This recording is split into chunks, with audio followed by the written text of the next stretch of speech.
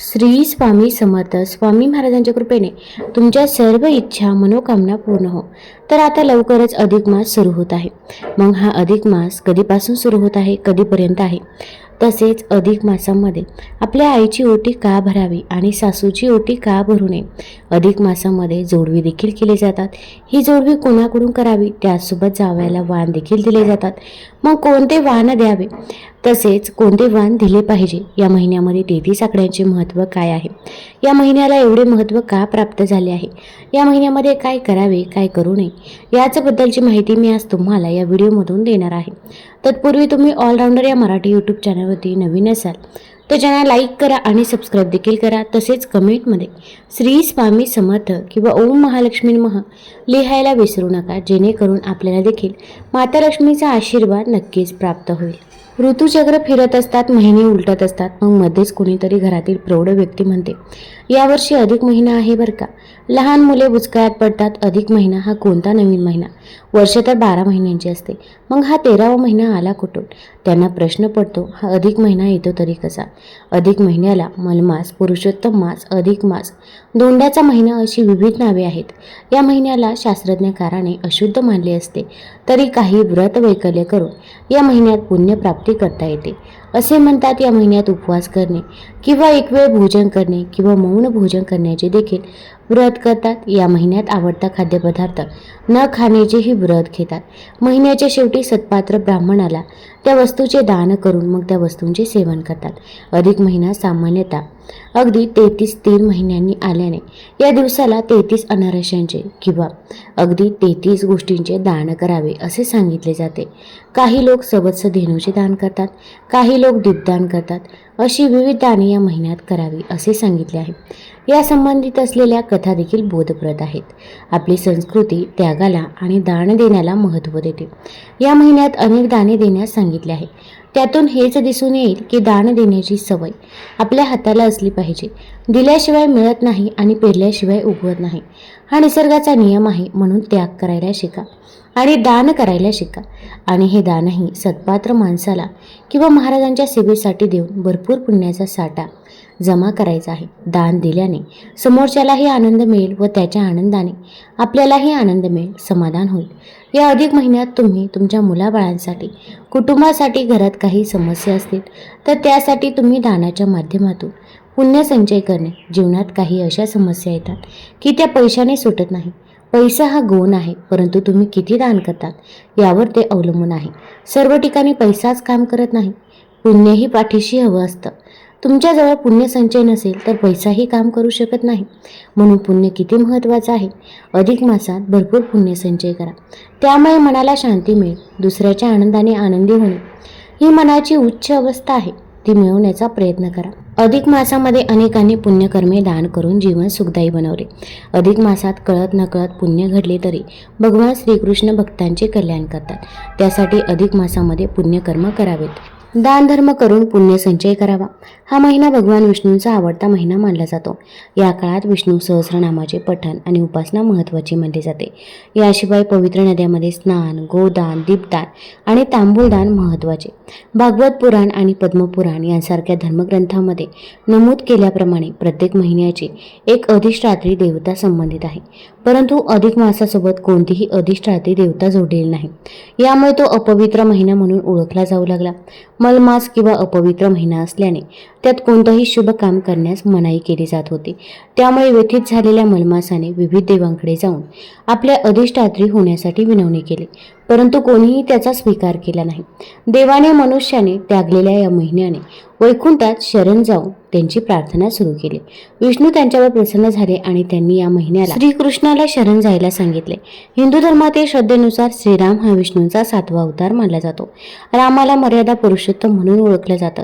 श्रीकृष्ण हे भगवान विष्णूंचे 8वे आणि पूर्ण पुरुषोत्तम रूप असल्याचं मानलं जातं. प्रजापती पुढे म्हणतात, मलमासाने श्रीकृष्णाला आपली प्रमुख देवता बनण्याची प्रार्थना केली. श्रीकृष्णाने ती स्वीकार केली आणि मलमास हा पुरुषोत्तम मास म्हणून ओळखला जाऊ लागला. कृष्णाने या महिन्याला आपले गुण समर्पित केले, यामुळे तो पवित्र झाला. या महिन्यात श्रीकृष्णाची कृपा मिळवण्यासाठी व्रत वैकल्य पूजा करतात. यामुळेच मलमास हा भक्तिमास पुरुषोत्तम मास बनला. पुराणात या महिन्यात भक्तीची अनेक उदाहरणे आहेत. सामान्यतः एक चंद्रवर्ष आहे सौर वर्षापेक्षा सुमारे 10 दिवसांनी लहान असते. सूर्य दर महिन्याला एका राशीत प्रवेश करतो. याला सूर्य संक्रांती म्हणतात. उदाहरणार्थ सूर्य जेव्हा मकर राशीमध्ये प्रवेश करतो तेव्हा त्याला मकर संक्रांती म्हणतात. अशा प्रकारे 12 महिन्यात 12 संक्रांती असतात. ज्या महिन्यात सूर्य संक्रांती येत नाही तो अधिक महिना मानला जातो. अधिक महिना किंवा पुरुषोत्तम मास 3 वर्षातून एकदा येतो. सौर आणि चंद्र वर्षामध्ये सुसंवाद प्रस्थापित करणे हा त्यामागचा उद्देश आहे. आता हा अधिक मास 17 मे पासून प्रारंभ होत आहे. याच दिवशी ज्येष्ठ मासारंभ, गंगा दशहरा प्रारंभ देखील आहे. तसेच आता या अधिक महिन्यामध्ये अनेक सण उत्सव देखील येत आहे. 21 तारखेला गुरुपुष्यामृत योग आहे आणि गुरुपुष्यामृत योगावरती जर आपण काही खरेदी केलं तर त्यामध्ये 13 पटीने वाढ होत असते. त्यामुळे जर अगदी तुम्हाला जोडवी खरेदी करायची असेल किंवा इतर काही खरेदी करायचं असेल, सोने चांदी, तर तुम्ही 21 तारखेला खरेदी करू शकता. त्यानंतर जून महिन्यामध्ये देखील ज्येष्ठ महिना आहेच. 3 तारखेला संकष्ट चतुर्थी असणार आहे. 11 तारखेला कमला एकादशी असणार आहे आणि 14 तारखेला दर्श अमावस्या असणार आहे. आणि जो काही अधिक महिना आहे तर तो 15 तारखेला संपत आहे. या दिवशी सोमवती अमावस्या आहे आणि याच दिवशी अधिक ज्येष्ठ समाप्ती असणार आहे. 15 तारखेला अधिक मास हा संपत आहे. त्यामुळे हा जो काही 1 महिन्याचा काळ आहे त्या काळामध्ये आपल्याला जेवढ्या सेवा करता येतील तेवढ्या सेवा आपण आवर्जून करायच्याच आहे. आता या अधिक मासामध्ये 33 आकड्याला देखील महत्त्व आहे. वशिष्ठ सिद्धांताप्रमाणे अधिक महिना हा 32 महिने 16 दिवस आणि 8 तासानंतर म्हणजे साधारणतः 33 महिन्यानंतर येतो. या 33 महिन्यासाठी म्हणून 33 वस्तूंचे दान केले जाते. याचा उल्लेख अनेकदा 33 असा देखील केला जातो कारण महिन्यात 30 दिवसांचा असतो. या काळात काही लोक महिनाभराचे व्रत ठेवतात. उदाहरणार्थ जर एक वेळ कथा वाचनाचे व्रत करत असाल तर शेवटचे 3 दिवस दिवसातून 2 वेळा करून हे पुढील 3 दिवस भरून काढावे लागतात. 33 ही संख्या अधिक मासामध्ये महत्त्वाची आहे. 33 कोटी देव असल्याने 33 ही संख्या महत्त्वाची मानली जाते.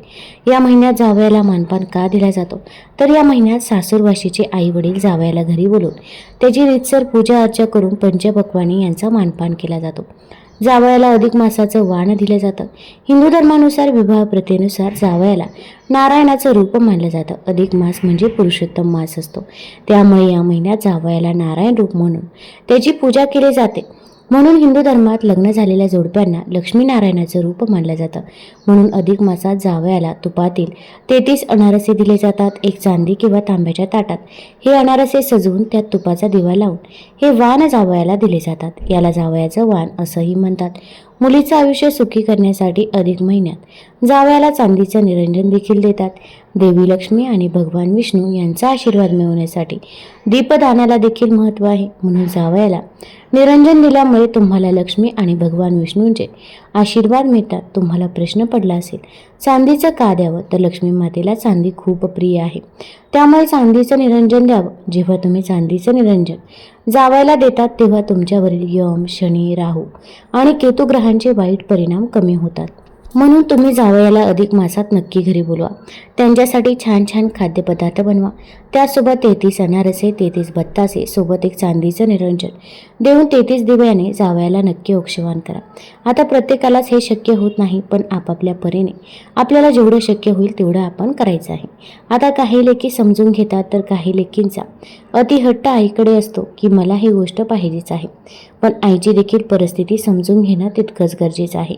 आईने आपल्याला जन्म दिला आहे आणि तिचे ऋण आपण कधीही फेडू शकत नाही. हेही तितकंच खरं आहे. आता या महिन्यामध्ये आपण लेकी जावयाला तर करत असतो पण आपण आपल्या आईसाठी करणं देखील तितकंच गरजेचं आहे.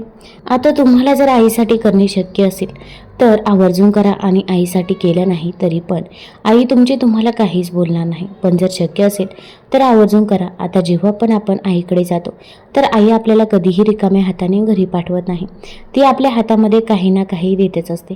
अगदी तिच्याकडे काही नसलं तरी पण जे काही आहे तर ती ते आपल्याला देत असते. पूर्वी घरी आलेल्या सुवासिनीला ओटी भरल्याशिवाय पाठवत नसत. ओटी भरणे हा भारतीय संस्कृतीमधील एक महत्त्वाचा संस्कार.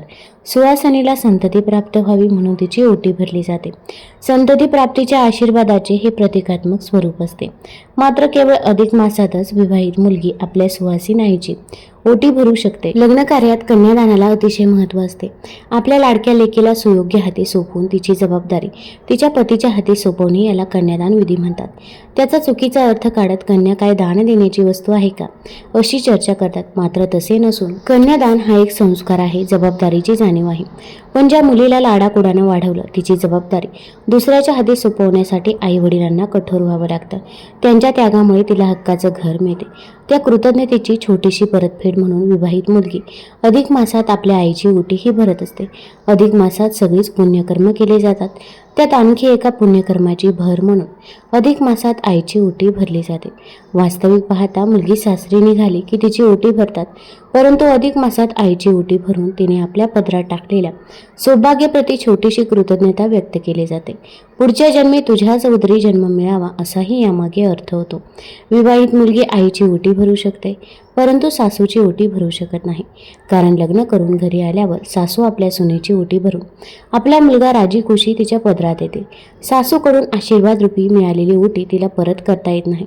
त्यामुळे अधिक मासामध्ये आपण आपल्या आईची ओटी भरू शकतो, पण आपण आपल्या सासूची ओटी ही भरायची नाही.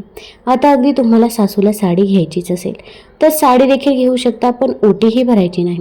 आता या अधिक मासामध्ये आपण आपल्या आईसाठी देखील जोडवी करू शकतो आणि तसेच आता आपल्याला स्वतःला देखील जोडवी करायची आहे.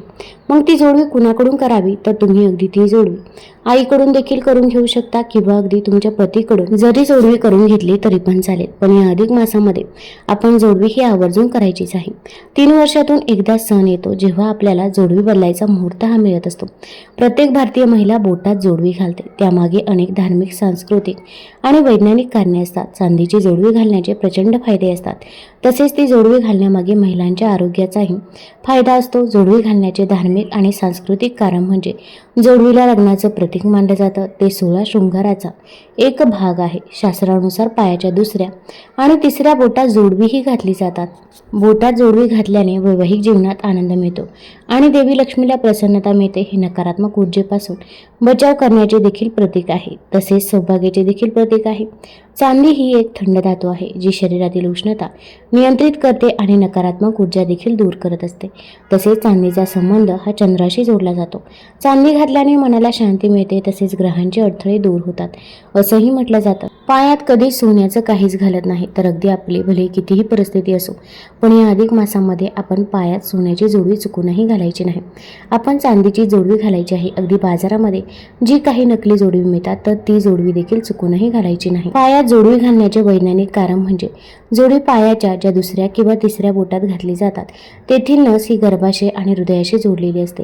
ही जोडवी घातल्यामुळे त्या नसावर हलका दाब पडतो, ज्यामुळे प्रजनन क्षमता वाढते आणि विनाअडचण गर्भधारणेला मदत होत असते. जोडव्यांचा हा दाब महिलांच्या संप्रेरक प्रणालीला संतुलित करतो, ज्यामुळे मासिक पाळी नियमित राहते आणि थायरॉइड सारख्या समस्यांची शक्यता कमी होते. जोडवी ही केवळ एक परंपरा नाही तर धार्मिक श्रद्धा, ऊर्जा, संतुलन आणि महिलांच्या आरोग्याशी जोडलेली धार्मिक प्रथा आहे. त्यामुळे आपण जोडवी ही आवर्जून घालायचीच आहे. आता आपण जेव्हा आईची ओटी भरत असतो तर ती ओटी कशी भरावी याचीच माहिती मी तुम्हाला देणार आहे. तर ओटी भरण्यासाठी तुम्ही साडी घ्यायची आहे. मग साडी घेताना देखील आपण काळ्या रंगाची साडी चुकूनही घ्यायची नाही, कारण की जेव्हा आपण एखादं शुभ कार्य असतं तेव्हा आपण काळा रंग वर्ज्य करत असतो. त्याचप्रमाणे या दिवशी देखील आपण काळ्या रंगाची साडी चुकूनही घ्यायची नाही. इतर कोणत्याही रंगाची साडी तुम्ही तुमच्या आईसाठी घेऊ शकता. आता साडी तर घेतली आहे, त्यानंतर ओटी भरण्यासाठी जे काही साहित्य पाहिजे तर ते साहित्य तुम्ही घेऊ शकता. अगदी 16 शृंगाराचं साहित्य घेतलं तरी पण चालेल किंवा त्यापैकी एखादं साहित्य घेतलं तरी पण चालेल. तसेच एक खोबऱ्याची वाटी घ्यायची आहे. गहू किंवा तांदूळ देखील घ्यायचे आहे.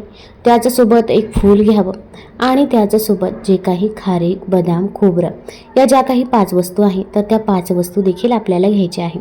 आणि सर्वात महत्त्वाचं म्हणजे आपण निरंजन देखील घ्यावं. मग अगदी तुम्ही तांब्याचं, पितळेचं निरंजन घेऊ शकता किंवा चांदीचं निरंजन घेतलं तरी पण चालेल. तुम्हाला जेवढ्या गोष्टी शक्य होतील तेवढ्या गोष्टी तुम्ही घ्यायच्या आहेत. त्यानंतर आता एखादा शुभ मुहूर्त बघून मग मंगळवारी किंवा शुक्रवारी किंवा गुरुपुष्यामृत योगाच्या दिवशी आपण आपल्या आईची ओटी ही भरायची आहे. एखाद्या शुभ मुहूर्तावरती आपण ही ओटी भरावी. आता ओटी भरण्यासाठी जे काही साहित्य आहे ते अगोदर घ्यायचं आहे. त्याच्यासोबत आपण आपल्याला हळदी कुंकू लावायचं आहे. आपल्या आईला देखील हळदी कुंकू लावायचं आहे. आता बसताना पूर्वेकडे किंवा पश्चिमेकडे तोंड करून बसावं. फक्त दक्षिण दिशेला तोंड येणार नाही याची आपल्याला काळजी घ्यायची आहे. त्यानंतर ओटीमधील साहित्य हे आपण आपल्या आईला द्यायचं आहे. आईची ओटी भरायची आहे आणि आपण आईचं दर्शन देखील घ्यायचं आहे. आता अगदी जर तुमची आई विधवा असेल तर अशा वेळेस काय करावं? आता विधवा आई असली तर तिची ओटी भरू शकत नाही, पण जे काही साहित्य आहे मग तुम्ही आईसाठी एखादी साडी देखील घेऊ शकता किंवा इतर काही वस्तू आहे तर चांदीच्या वस्तू घेतल्या तरी पण चालेल. पण विधवा आईची ओटी ही भरता येत नाही. मग अशा वेळेस तुम्ही तुमच्या बहिणीची, मावशीची किंवा आजीची ओटी भरली तरी पण चालेल. तसेच आपण आपल्या सासूसाठी देखील एक साडीही आवर्जून घ्यायची आहे. फक्त सासूची देखील आपल्याला ओटीही भरायची नाही. तुम्हाला जर हा व्हिडिओ आवडला असेल तर चॅनल लाईक करा, सबस्क्राईब करा आणि आपल्या मित्रपरिवारासोबत जरूर शेअर करा. धन्यवाद.